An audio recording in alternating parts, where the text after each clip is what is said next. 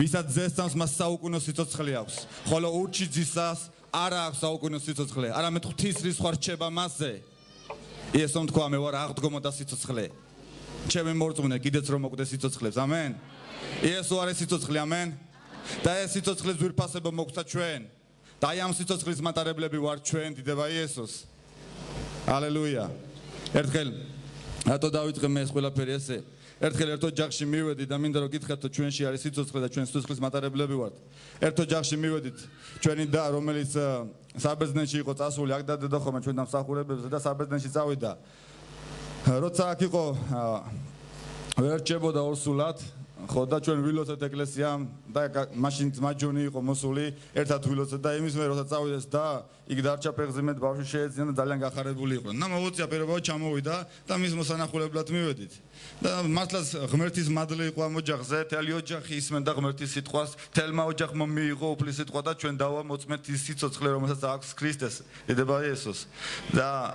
ამ სიტყვის მერე სტუმრობის მერე ჩემი მეუღლე გაიყვანა ესეთი სიტყვები უთხრა რომ იცი რომ მარიო მე მეორეზეო ფეხძიმეთა ვარო ეხლაო და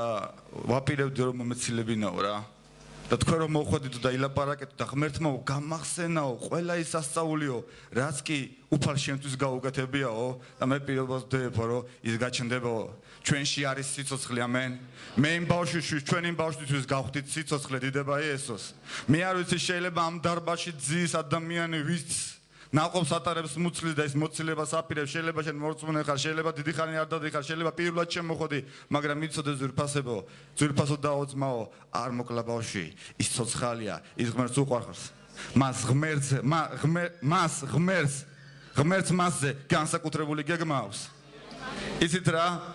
მე რო აქ ვდგევარ ძვირფასება შეიძლება არ ვდგარიყავი იმიტომ რომ მე 15 აბორტის მსხვერპლი ყოფილიყავი იმიტომ დედაჩემს ჩემამდე 14 იქნა გაკეთებული 51 წლისა იყო და ჩემი გაჩენა არ შეიძლებოდა მაგრამ ღმერთს სურდა რომ მე გავჩენილიყავი ამენ ღმერთ ძვირფასებო იმ ბავშვზე განსაკუთრებული გეგმა აქვს დიდება იესოს მე მინდა ერთი მუხლი წავიკითხო შესაძლოა წინ და ეს ამას ეხება ნაწილობრივ ეს არის ესაიას 46 თავი მე-3 და მე-4 მუხლი აქ ესეთი სიტყვები წერია მისმინე მე იაკობის სახლო და ისრაელის სახლის მთელო ნარჩენო დედის მუცლიდან დედის საშოდან ჩემს მიერ ნატარებო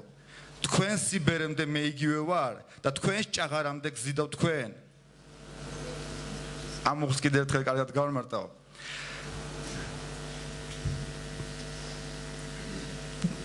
ისრაელის სახლის მთელო ნარჩენო დედის მუცლიდან დედის საშოდან ჩემს მიერ ნატარებო მე გშობე თქვენ დიდება იესოს.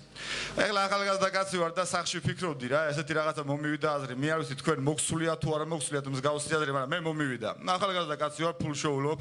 იქ ერთ სამსახურში მუშაობ, მეორე სამსახურში მუშაობ, მესამე სამსახურში მუშაობ, ეკლესიაში მსახურობ. რა ვიცი, ერთი სიტყვით ყველაფერს ვცდილობ, რომ რაც შეიძლება მეტი შევძინო ოჯახს და მადლობა ღმერთს, რომ არაფერი არ გვაკლია ჩვენ ოჯახში რა. და მე ერთადაც დავფიქრდი, რომ აი ეხლა 30 წლისა ვარ, ანუ მუშინა პორნი რასვეთე სილ. ეს კაცონი რო არის. ხო და რო გავხდები 60 წლის, რო გავხდები რომ მივიდა სამსახურში და რომ მეთქვია რომ თქვენი ასაკის ხალხს აღარ აღებულობთ. რო იტყვიან რომ მეთქვი მე რაღა იქნება რა და ამას მამიკვიატა რა და ჩემსთვის გქონა დაბადების დღე და მეთქი უფალო მეთქი მინდა ერთი კაი მუხლი ვაჩუქო მეთქი და აბა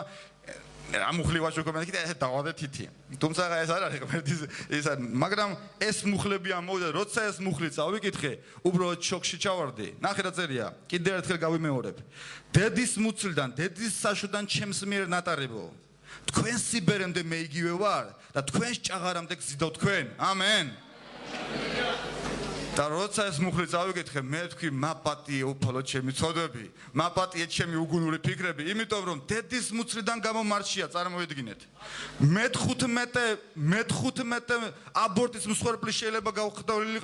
გავხდარიყავი მაგრამ არა ღმერთმა გამომარჩია დედის მუცლიდან გამომიყვანა და წარმოიდგინე ამდენი